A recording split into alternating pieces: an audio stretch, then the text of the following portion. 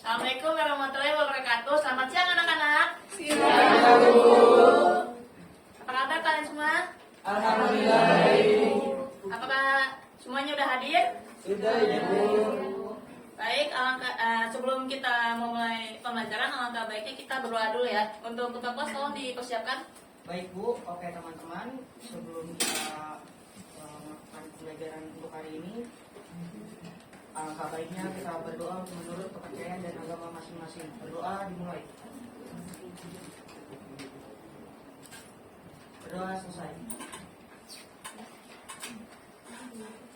Baik, jadi materi pembelajaran hari ini adalah ragam kelompok sosial dan dinamika kelompok sosial. Namun ada yang masih ingat gak kelompok sosial itu apa?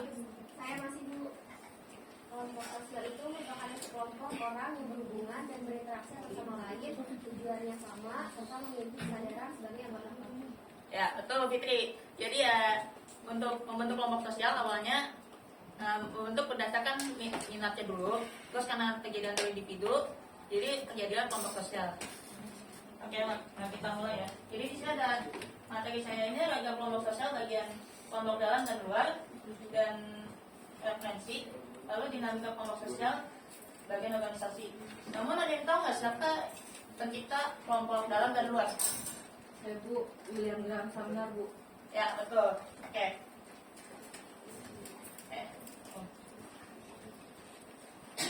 Jadi William Graham Sumner ini merupakan seorang sosiolog seorang sosiolog di Yale College. Lahir di Patterson, New Jersey. Sumner lulus dari Yale College pada tahun 1863. Nah, istilah in-group dan out-group ini diperkenalkan oleh William Sumner dalam buku software yang dibagi menurut perasaan dan sikap anggota. Nah, jadi materi utamanya adalah in-group. In-group adalah kelompok sosial di mana seorang individu mengidentifikasikannya dirinya sebagai kita atau kami. Nah, in-group ini mempunyai ciri-cirinya, yaitu mempunyai perasaan saling memiliki yang kuat, memiliki rasa simpati yang tinggi, lalu yang ketiga ada menimbulkan kecintaan berlebih atau fanatisme. Lalu selanjutnya ada out-group. Nah, out-group itu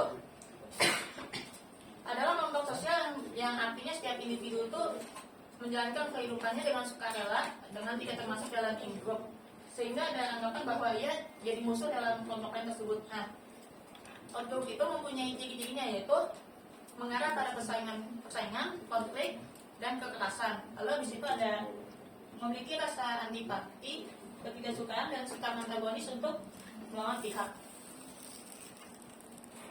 Nah, lalu ragam kelompok sosial selanjutnya ada reference group. Reference group adalah kelompok sosial yang dijadikan sebagai suatu aturan bagi seseorang yang bukan anggota dalam bentuk pribadi dan perilakunya. Nah, jadi seseorang yang bukan anggota kelompoknya itu akan mendapat pengaruh dari suatu kelompok yang diinginkan, di mana orang tersebut akan menjalin ikatan batin dan berupaya untuk menyesuaikan diri atau mengidentifikasikan diri sesuai dengan kelompok sosial tersebut. Nah, jadi reference group itu dapat dipahami sebagai suatu kelompok sosial yang menurut pandang seseorang mereka menerima, mengakui, sehingga mereka jadi mengidentifikasikan diri sebagai bagian kelompok sosial. Tanpa harus jadi anggotanya. Terus ada terbagi dari 3 jenis kelompok, yaitu ada kelompok referensi, kelompok referensi yaitu normatif, perbandingan, dan audiens. Nah, kelompok referensi normatif itu memberikan pengaruh atau perilaku umum seseorang. Misalnya, seorang anak ingin seperti ayahnya. Lalu kelompok referensi perbandingan itu mempunyai pengaruh pertimbangan seseorang untuk menilai suatu situasi, cara berpikir, dan kinerjanya. Contohnya, seorang peserta didik belajar tekun untuk memperoleh hasil yang optimal seperti rekan-rekan yang lain. Nah, yang terakhir ada kelompok referensi audiens. Kelompok tersebut umumnya menonton, mendengarkan, atau memberikan perhatian kepada seseorang. Jadi ketika menangani audiens, kita akan mempertimbangkan keinginan atau kebutuhan mereka dan menyesuaikan pesan-pesan yang akan disampaikan. Nah, selanjutnya ada dinamika kelompok sosial.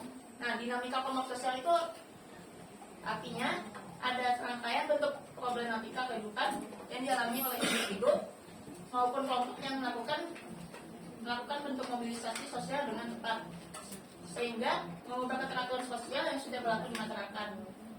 Nah, pada umumnya organisasi itu mempunyai ukuran yang lebih besar dibandingkan kelompok yang lain, tapi keeratan hubungan itu cenderung personalitas dan profesional. Nah, kehidupan sosial dalam masyarakat bersinggungan erat dengan organisasi. Ada banyak organisasi dalam panduan kehidupan sosial yang saling terpati. Contohnya bidang pendidikan, ekonomi, hukum, dan politiknya. Jadi kalian harus memahami sistem yang berlaku di tiap-tiap bidang kehidupan tersebut. Ya, di sini ada namanya organisasi. Di sini ada sistem kerja terstruktur yang sama memiliki hubungan sosial antara anggota. Lalu ada aturan tertulis, lalu ada pembagian kerja jelas, kerja jelas, ya tugas yang mana. Lalu sama-sama dibentuk karena adanya latar belakang yang sama. Oke, saatnya sesi tanya jawab. Ibu mau nanya, contoh induk itu apa ya? Saya Bu, Ya, saya mau nanya Bu. silakan. Jadi gini, supporter klub bola yang fanatik tadi kan ada disebut fanatik ya. Ya, Saya mau tanya supporter klub bola gitu yang fanatik karena mereka rela melakukan apa saja yang berhubungan dengan berandaskan klub atau tim kesayangan mereka secara berlebihan. Itu in group nggak Bu? jadi grup. Karena ada fanatismenya, mempunyai cinta berlebihan. Oke. Oke, lalu kalau outgroup itu contohnya apa ya? Saya Bu, Ya, silakan. seperti yang tadi di grup yang fanatik, yang di grup itu menurut saya seperti klub sepak bola yang saling mengejek satu sama lain. Ya, betul, tapi Ibu pengen tahu ada contoh lain nggak dari outgroup? Saya Bu, contohnya bisa kita lihat yang biasa kita dengar juga, yaitu ada rasis yang terjadi pada seorang warga berbeda yang berada di antara orang-orang kelompok gitu. Ya, betul. Jadi yang contoh yang disebut Igi dan Rafli itu termasuk outgroup karena ada antipati dan kekerasan. Oke, Ibu pengen ngetes Nomi, apa sih perbedaan in-group dan out-group? Perbedaannya adalah in-group memiliki hubungan erat, Bu. Alasannya karena pengakuan dari dalam kelompok itu hal yang sangat diperhatikan dalam kelompok ini. Sedangkan kalau out-group itu tidak erat, karena kelompok ini akan selalu memberikan sekat yang sangat terlihat dengan orang yang di luar kelompoknya, Bu. Ya, betul Nomi. Jadi ya, oke, sebelum Ibu ngasih tugas kelompok, ada yang mau bertanya nggak? Ada yang mau bertanya? Saya boleh nambahin yang Mami tadi Bu. Ya, boleh. Contoh dari saya ya, menurut saya itu kelompok mahasiswa yang salah satu perguruan tinggi favorit ya, dijadikan sebagai acuan untuk semua siswa yang ingin masuk ke universitas tersebut. Kelompok tersebut dapat sebagai acuan karena adanya keinginan yang sama dari semua siswa baru untuk bisa berkuliah di perguruan tinggi tersebut. Ya, jadi yang disebutkan kesaharian itu termasuk contoh kelompok referensi ya. Ya, ada yang mau bertanya? Saya Bu, izin bertanya Ibu, menurut Ibu sendiri apakah benar bahwa kelompok sosial pasti selalu mengalami adanya dinamika? Ya, menarik nih pertanyaan Rafli ini. Ya, jadi dalam kelompok sosial itu benar ada yang dinamis. Karena dinamis itu berubah-ubah. Jadi berdasarkan interaksinya, jadi terjadinya dinamika kelompok sosial. Oke, sekarang Ibu mau ngasih tugas kelompok untuk kalian. Jadi kalian membentuk kelompok satu, ya Fikri, Salsa dan Nomi. Lalu kelompok dua ada Sahrian, Rafli dan Sadam. Oke. Oke, ada yang tahu nggak gambar ini apa? Gus. Tahu saya Bu. Ya, silakan Sadam. Kalau yang pertama ini kayaknya tawuran antara supporter bola, Persib sama Jack. Nah yang kalau yang kedua ini begal atau semacamnya kayak politis itu. Oke, benar. Nah, sekarang tugas kelompoknya, Ibu pengen menganalisis dua kasus itu. Satu kelompok, satu kasus. Jadi kalian cari tahu kenapa awal mula terjadi masalah ini. Lalu kalian cari solusinya. Ibu kasih 3 menit dah. Baik, Bu.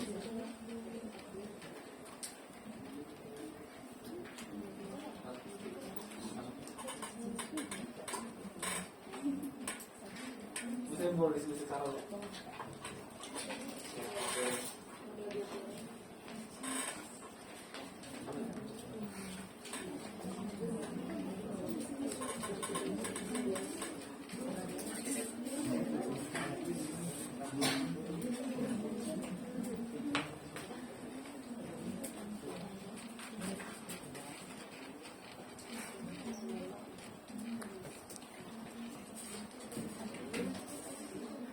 Oke, udah 3 menit.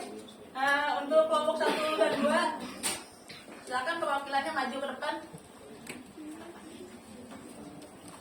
Yuk, kelompok 1 dan 2 maju.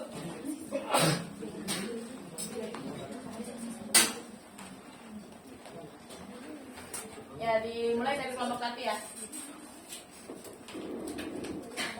Ya, kelompok 1. Jadi di sini saya perwakilan kelompok 1 mau menjelaskan jawaban dari gambar yang pertama. Jadi yang pertama kejadian ini tuh bermula pada tahun 2000-an yang dimana mencoba gesekan antara dua kelompok supporter Persib dan Persija sehingga menganggap satu sama lainnya musuh. Dan untuk kelompoknya ini termasuk jenis kelompok luar karena adanya rasa antipati, ketidaksukaan dan lainnya. Dan yang terakhir untuk solusi yang bisa diberikan dalam kasus ini salah satunya adalah memberikan sanksi yang tegas. Yang dimana hal ini federasi harus konsisten menghukum oknum supporter dengan cara melarang penonton yang lama dan denda uang yang banyak kepada pimpinan sebagai supporter yang bertanggung jawab. Demikian jawaban dari kelompok 1. Ya, kasih tepuk. Oke, diskusinya bagus sekali. Oke, selanjutnya kelompok 2. Ya, kalau yang kelompok 2 tentang kelitih, bahwa kelitih ini berasal dari bahasa Jawa yang berarti kegiatan untuk mencari angin di luar rumah. Nah, fenomena kelitih ini sebenarnya bermula sejak tahun 90-an ketika kepolisian menangkap pemuda di Yogyakarta di mana kepolisian diketahui memiliki informasi tentang geng remaja dan pemuda yang melakukan kejahatan. Nah, istilah kelitih ini memiliki makna positif berupa seorang yang mengisi waktu luangnya. Namun seiring jalannya waktu, istilah ini berubah menjadi tindak kejahatan yang menyerang orang secara tidak terduga. Nah, menurut kelompok kami, ini termasuk jenis kelompok dalam karena mempunyai perasaan saling memiliki dan sifat yang kuat, tetapi menimbulkan kecintaan berlebih atau fanatisme. Pemecahan masalahnya itu dibutuhkan tempat untuk mengembangkan potensi yang mereka miliki ke dalam kegiatan-kegiatan seperti ekstrakurikuler sehingga mereka bisa memiliki identitas positif. Selain itu, orang tua, keluarga, dan teman sebaya juga memiliki peran yang sangat penting dalam proses pertumbuhan anak dan remaja di lingkungan di tingkat mikrosistem, berperan sebagai panduan moral bagi para remaja perilaku kritis dalam bermasyarakat hingga perilaku yang tidak diharapkan dapat diminimalisasikan. Mungkin itu dari kelompok 2. Ya, tepuk tangan untuk kelompok 2.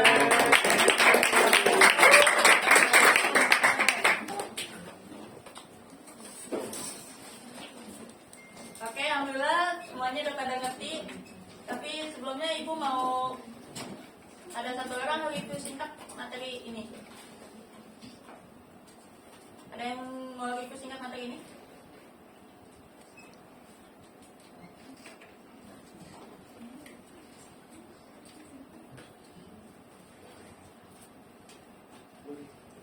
Ya Bu, Ya, boleh. jadi hari ini kita telah mengetahui bagaimana awal mula proses terbentuknya kelompok sosial dan menganalisis tentang kelompok luar dan dalam organisasi dan organisasi.